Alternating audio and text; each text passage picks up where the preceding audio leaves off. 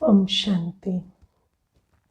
So, are there gifts that Baba has given you and you have not opened and seen what they contain inside? Yes. So, there are many things about knowledge, about the truth that Baba tells us. There are many things about remembrance that Baba tells us. There is a lot of direction about purity in the Murli, and the subject of purity is about imbibing virtues, and there is a lot about virtues that Baba talks about, and then there is a lot of direction about seva. And when we really apply all of these in our life, then what Baba says is the transformation from Kalyug to Satyug will happen. Now, it's interesting that every day we listen to the Murli, we listen to the Manthan, but if I ask you, what is your rating on the application meter? So, how much do you apply? So then that's another question that we have to ask ourselves. And we will only get as much as we apply. And so that's the rule. So, and Baba doesn't like seeing his children in sorrow. So, Baba doesn't like the fact that he is the ocean of happiness and his children should be in sorrow. And this is why Baba every day makes an effort to move us a little from sorrow to happiness. And today Baba talks about what are the signs of obedient children. Now, obedient children. So, the word children has always been associated with obedience. And I remember when we were in school, there was they rated us for some virtues also, and then there was obedience in that. So children are always, you want them or you like them or you encourage them to be obedient. And I don't know what obedience in the world does to us, but when we are obedient children of Baba, then this relationship between the parent and the child is based on obedience, and the father is able to give everything based on how obedient I am. So let's check whether we are obedient. So today Baba has given us the signs of obedient children. So first sign is obedient children place the elevated versions of the highest on high Father on their heads.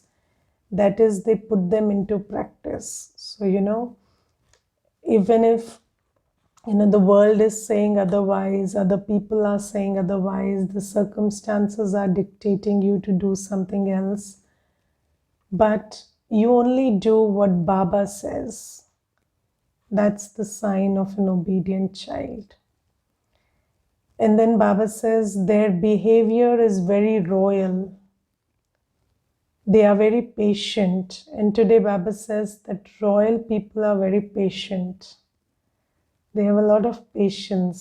So you just imagine a queen being impatient and running around and being, just being impatient and upset. Doesn't look nice. So you always imagine the royalty with patience. So Baba says royal people are very, in their behavior, they are very patient. So the children who are obedient will be very patient. Do you have patience as your virtue? And yesterday I defined it for you. Patience is waiting with positivity. Yes, so every time, and I discussed this yesterday also, half our life we are waiting. or more than that. Sometimes you're waiting for something, sometimes you're waiting for something else.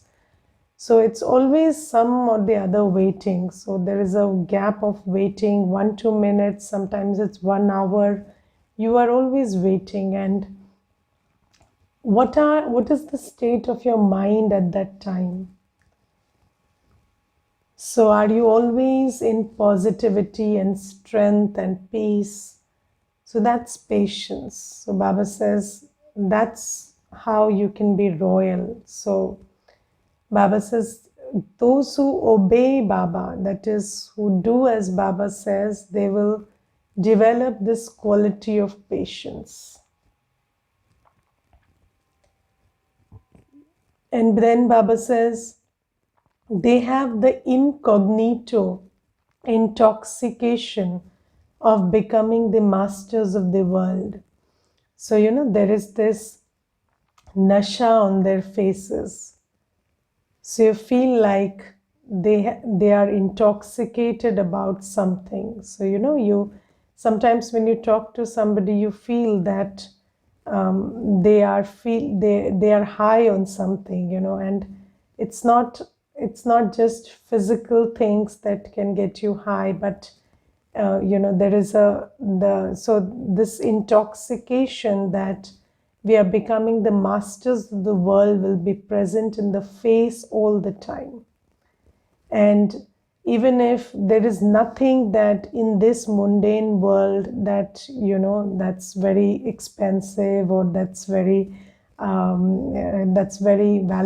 that you possess, but you'll still feel very worthy and very wealthy inside, because you have the intoxication that I'm going to become the master of the world. So that personality will be there. And then the fourth sign is obedient children never cause the father to be insulted due to any of their actions. So, when we come into actions, then everybody should say that, yes, by seeing you and the way you conduct yourself, we believe that you are the child of God. So, it shouldn't be like, okay, is this the way children of God behave? So our actions should not bring insult to the Father. Children who insult the Father, that is those who disobey the Father, do a lot of disservice. And even if you want to be very royal and proper in your behavior all the time, if you're not following Shrimat, you will not be able to keep up that facade for a long time. So sometime it's okay, but then continuously staying patient and happy and sweet will not be possible. And then people will figure out that it was only a facade. So, there is only talk and no walking the talk. So, so Baba says that don't do this, imbibe what I'm saying. Obedient children constantly follow the Father and never perform wrong actions. And Baba says that Baba, if you summarize the Gyan in very short, so it is about being soul conscious, it is about remembering Baba, and it is about becoming pure and doing seva. So it is about these four things. So becoming soul conscious in your consciousness, in your vision, in your attitude, that's one aspect of Gyan. And then the second thing is remembering Baba. And in the Murli today, Baba talks about this aspect of remembering Baba. And Baba says that there is a new fashion these days when people say, you teach me yoga. So, people want to learn meditation. And Baba says there's nothing to learn in meditation. You sit and practice. Yes, and when do you sit and practice? Not at 10 a.m. The time to sit and practice is at Amrit Vela. So anybody who wants to be a yogi has to, what does he have to do? Just Wake up at Amrit Vela, 4 a.m. and practice. And what do you practice? Consider yourself to be a soul and remember Baba. Yes. Don't you know how to consider yourself something, and don't you know how to remember someone? We know all these things. Yes. We consider ourselves to be a body all day or to be a role all day. So we know how to consider ourselves something. And we have been given the knowledge of a soul. So Baba says, what you need to do is, you don't need to find a person who teaches you how to meditate. You wake up at Amrit Vela, you sit, you consider yourself to be a soul. We have all the information about the soul, the look of the soul, the quality of the soul, everything we know. So just know that you are a soul and sit in remembrance of Baba. And you know everything about Baba. You know about Baba's form, virtues, what he does, what he says, everything. So you remember Baba. So Baba says that's how you become a yogi. You don't go and tell people that you teach me how to meditate. Yes, so that's why when people come for meditation to the center, what do? We say, come sit, we'll tell you you are a soul and we will tell you everything about Baba. And then they say, okay, it's been 7 days and you never taught us meditation. So meditation is not what we will teach you. Meditation is what you will do by waking up at Amrit Vela and practicing what we taught you in the class. So that's how meditation goes. And Baba says that you have to pay attention to the subject of remembrance. And when Baba says, who is an obedient child, or what are the signs of an obedient child? So we understood the signs, but then what qualifies as being an obedient child? So being an obedient child means practicing remembrance. Being an obedient child means paying attention to purity. Being an obedient child means practicing to be soul conscious all day. And being an obedient child means being a sevadhari. That's what it means. And when we are all of that, then these signs will come up. Okay? And Baba says that, so this is about remembrance. And then Baba today says that, so the song today is Leave Your Throne of the Sky and Come Down to Earth. In Hindi it is Chhod bhi de Akash Singhasan Ab Dharti Par Aajare. So this song is sung in bhakti, and people say that, people are calling out to God to leave the throne in the sky and come down to earth. Now Baba says, people have many opinions about God. Now if you look at this song, then in this song they are trying to say that God is somewhere up and there is a throne and he's sitting there, and then you're calling him to come down. But then what is the throne? So is it a throne made of metal or wood or what? And then where is that throne perched? And then how is God sitting on that? And is God a human or a what? So all of those questions are never answered. And then Baba says there are these people who believe that God is somewhere up above sitting on a throne and you're calling them. And then there are others who say that there is no God. Yes. And then there are others who say that God is everywhere, so you don't need to call out to him. So, but Baba says nobody knows the truth. And today Baba tells us the truth that, and we all know the truth that God is not sitting on a throne. God lives in the soul world, and then he has come. He's already here. And he's teaching us about ourselves, about himself, and about this whole drama.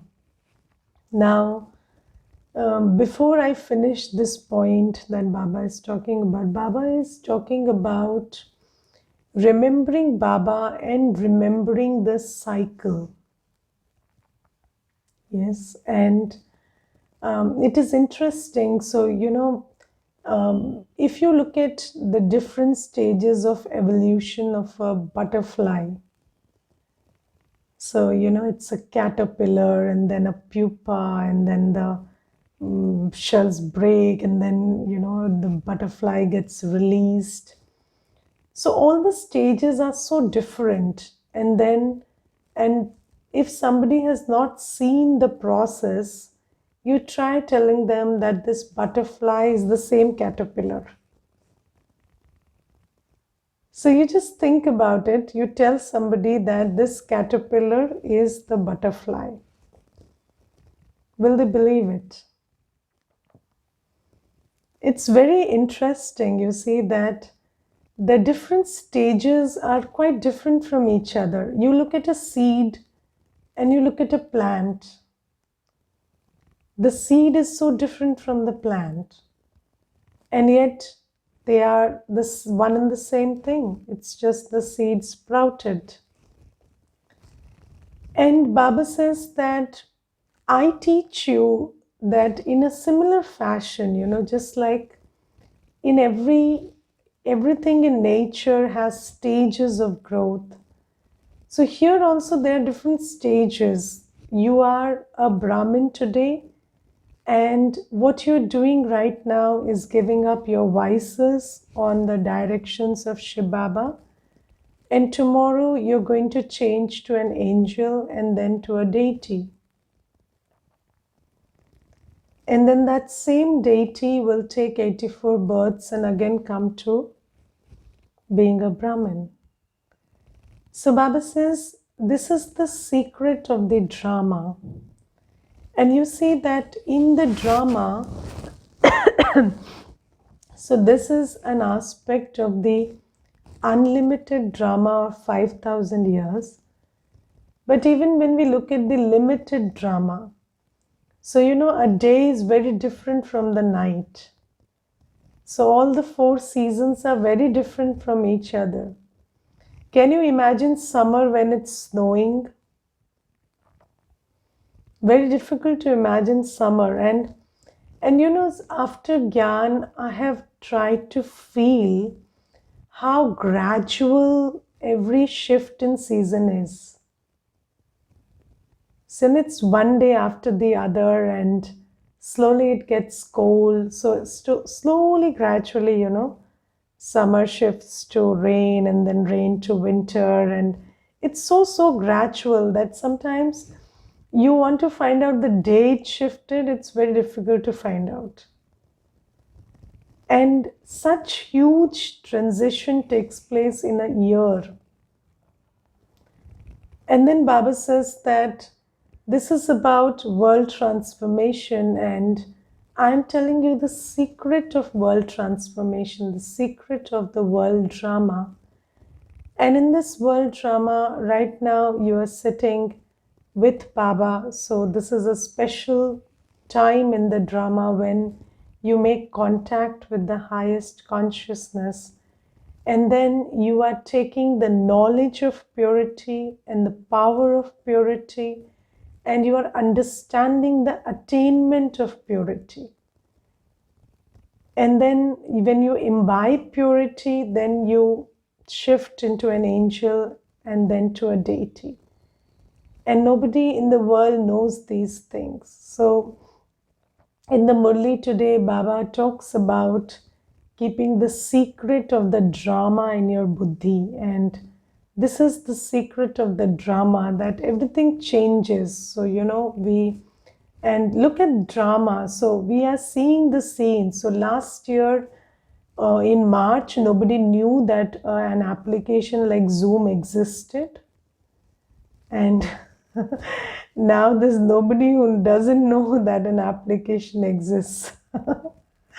And you look at how we have come from, we have shifted totally from physical reality to virtual reality, and we are all using, now it's not like you'd make a different distinction between meeting somebody and meeting somebody on Zoom. You have started calling it a meeting. So you say, last time we met, you don't even mention online.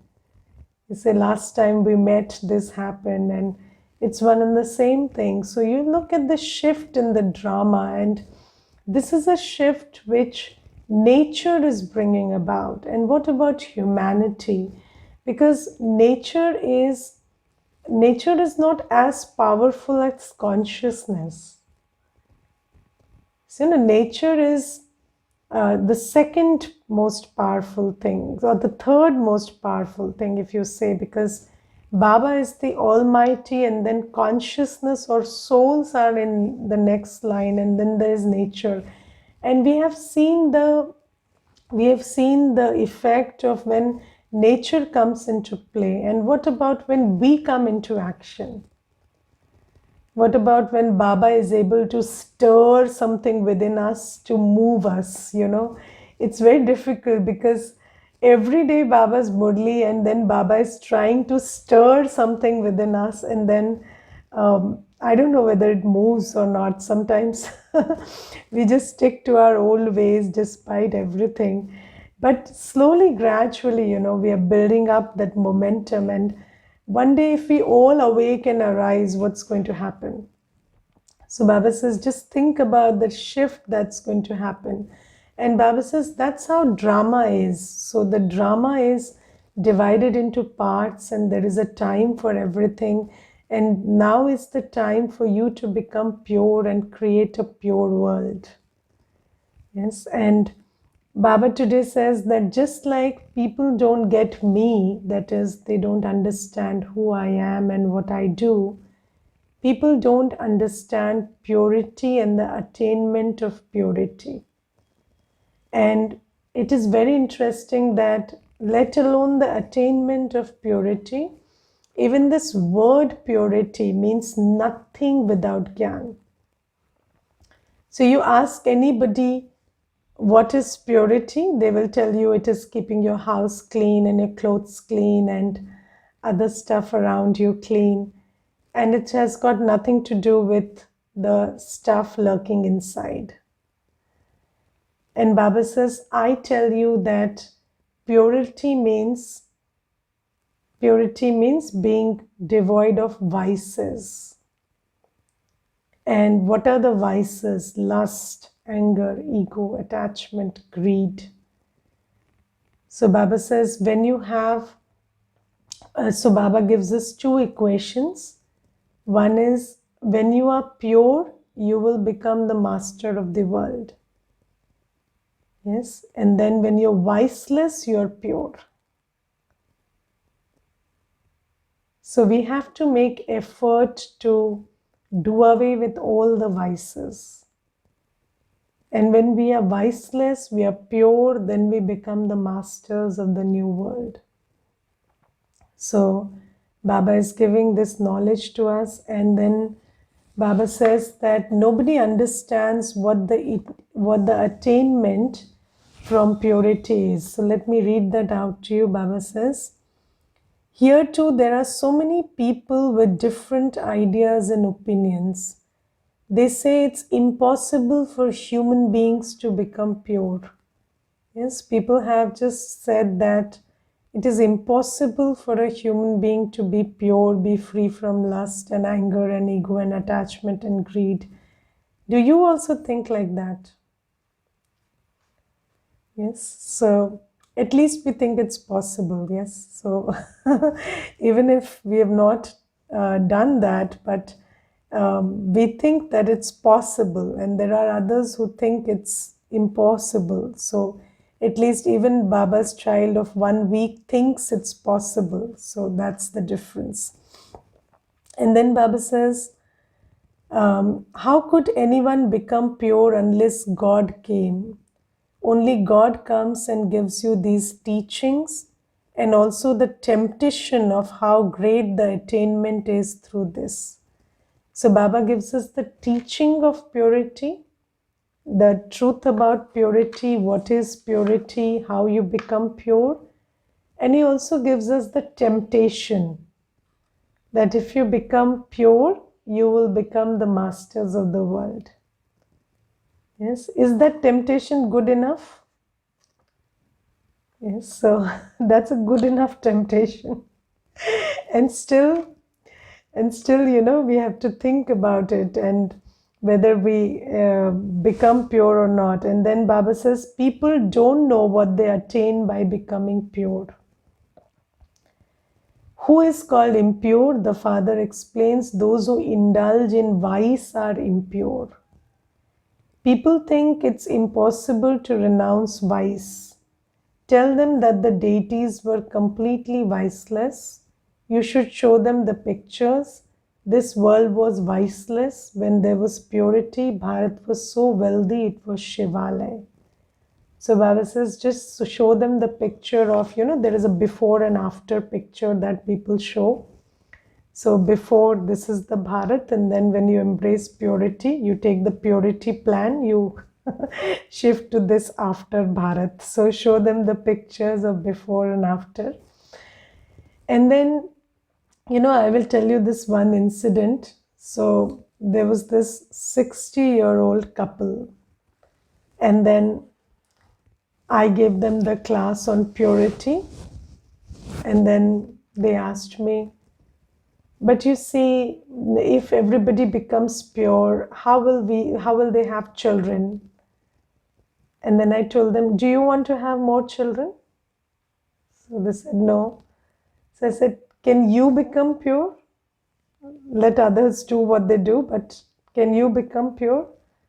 So I said, but. So I said, okay. And then they said, you see, we have to think about the world also. And I said, do you think that population, so lack of population is the problem of the world? So, there are less people in the world. That's the problem of the world right now? No, that's not the problem of the world right now. The problem in the world is population explosion. Yes. And it's very interesting, even you go to the government and then they will talk about how population explosion is a problem, and then how everything is a problem, and how people are producing many children, and that's a problem. And then you say that, why don't you propagate celibacy? And they'll say, no, no, no, no, no. Population is the problem, but celibacy is not the solution. Okay, so celibacy is not the solution, then war is not the solution, then what is the solution? Yes, we hate wars. Wars reduce the population. You don't like Vinash, it will reduce the population. You don't like celibacy, which will reduce the population. Then what will reduce the population? Then why do you even say that population explosion is a problem? Then it's something you love and you're creating it. And of course, I'm not saying that we remain celibate to stop population explosion. No. We remain celibate because because of purity, we will create a pure world. So that's a different reason. But there is no argument to not stay pure. And this thing that people say, how will the world go on and what will happen to the population? So Baba today says that on the one hand, you say population explosion is the problem, and then on the other hand, you are interested in adding to the population, and you think it's a subject of worry if people produce less children. Yes, so this is something that Baba says. And then Baba says that, and then there is somebody who said, okay, even if people choose to stay celibate, they should adopt. They should adopt children and then they should sustain them. So I said, you should not adopt bodies, you should adopt souls. Adopt as many souls on behalf of Baba and feed them what they need.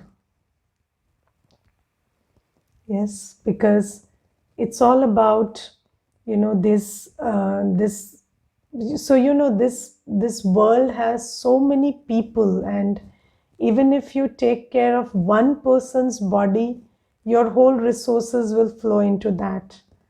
But if you let other people do that and you take care of their spiritual well-being, which is educating the soul about its powers and its virtues, which is spiritual seva, then I think the world will be a much better place than it is today. And if you look at the spiritually orphan population, it is much larger than the physically orphan population. Because physically orphan, there are few children, but spiritually orphan, every child is spiritually orphan. So right from a child to a youth to an elderly, everybody is a spiritual orphan, not getting the sustenance that they need. So Baba says you stay celibate, and then you become the responsible souls who adopt souls and take care of them on behalf of their parent. And you look after their spiritual development. This is what you do. And there are lots of people working for physical development. And if you just took care of their spiritual development also, the ones taking care of physical development, then they will be able to pass that on to the others. So this is the task that Baba gives us, and Baba says that you don't have to now, the producing more children is not the solution to the problem. So this is something that Baba says, and then Baba says that why can't you teach people to meditate and to be pure, and why can't you just, encourage more people to be pure and yogis? So Baba says the explanation of everything is so straightforward, yes. Gyan is so logical, and yet they don't understand anything. Or perhaps, now Baba says something very important. Baba says it is that those who explain are not so clever. So Baba says why people are not getting this simple and logical idea that purity is best and that being a yogi is important is because those who are explaining have not understood it well. And another thing about understanding is, if I have not imbibed it myself and I'm telling it to the other, then they will also not have the power to imbibe it. So this is the first thing that Baba says. And then Baba says, Baba understands that some children have hardly understood 5 annas worth of a rupee. So not even 30% has been understood by children. And then Baba says, or else they haven't become full yogis themselves, and so they don't receive strength. So Baba says, when you explain to somebody, you should have very good understanding. And then the second thing that you should have is power of yoga. So when you have very good power of yoga, because you see, knowledge will only go into, the buddhi of another soul when it is facilitated by peace and purity and love and power. And when we are yogis, we will give the knowledge in a loveful, peaceful, pure and powerful state. And then the knowledge will sit in their buddhi. So Baba says either you don't have proper understanding or you are not a yogi, so you cannot take power from Baba. That's why people are not understanding that going lust free and be remembering Baba is important. Okay, now there is this one instruction that I want to cover before I finish. Baba today says that while moving along. So when we are on this path, somewhere in the middle of the path, some get caught by greed and others by attachment. Yes, and then what does greed and attachment do? It takes away all your focus from your spiritual journey to something or someone. Yes. So Baba says, while moving along, some are caught by greed and others by attachment. Some are so used to getting things they like that they become ill if they don't get them. It is because of this that you should not form such habits. So, do you have habits which make you lose your dignity if those habits are not satiated? Yes. Do you have such habits like if you don't get the bed you like, or the food you like, or what you drink, or probably, you don't get an environment for something? So, are there some things or someone who are your habit? So, even people could be our habit, and people can only be our habit. So, there is no other.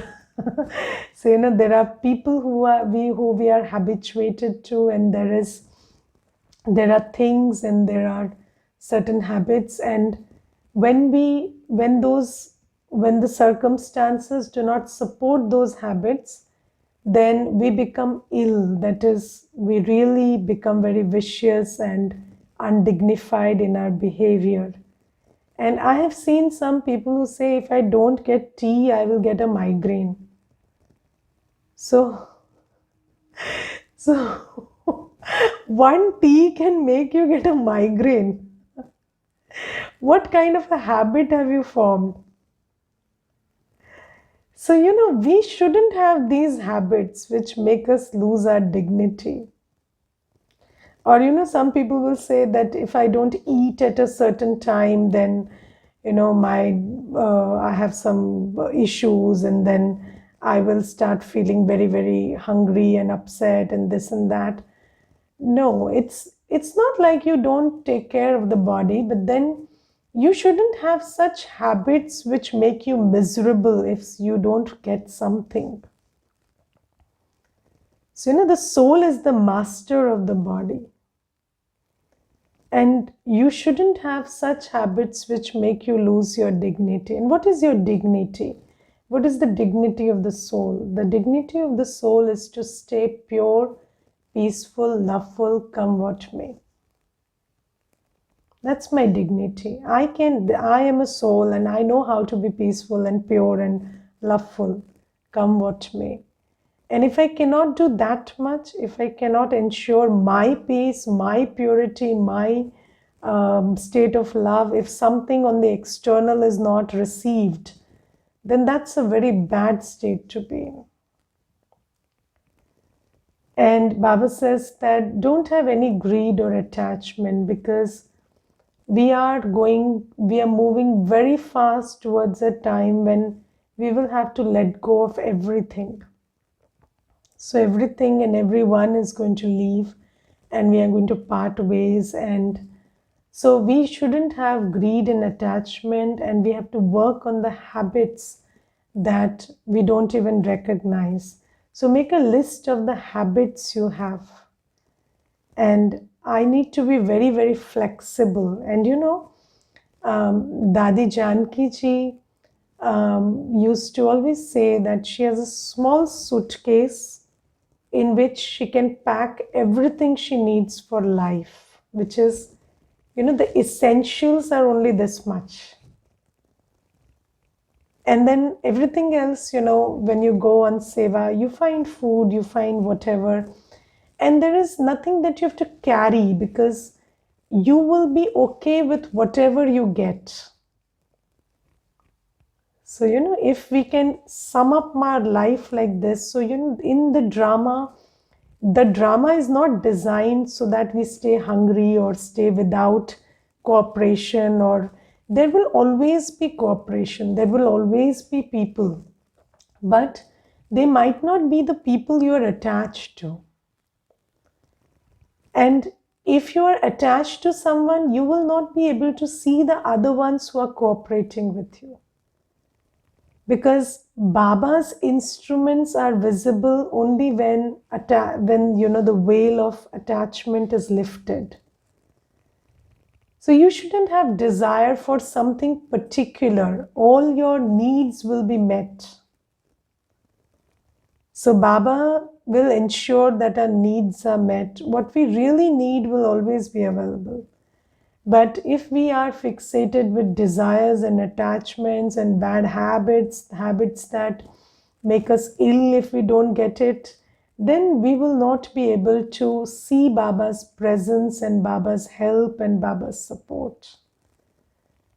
So we should do away with this. So just pay attention to this, point out what habits they are, and then do away with them. Okay, Om Shanti.